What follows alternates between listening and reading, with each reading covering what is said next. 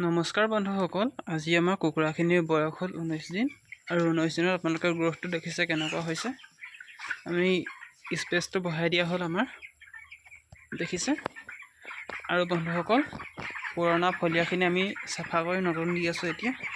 এইখিনি দেখিছে, এইখিনি অলপ পুৰণা হৈ আছে আৰু এইফালে নতুন।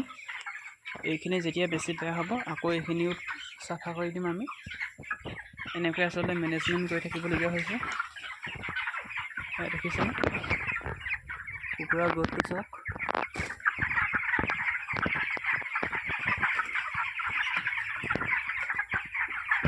বন্ধুসকল, এতিয়া ফিডাৰো বহাবৰ হ'ল। ফিডাৰ মাত্ৰ 7টা আছে।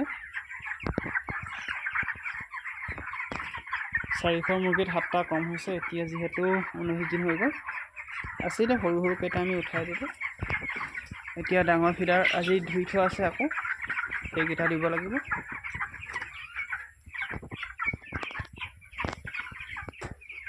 চাওক,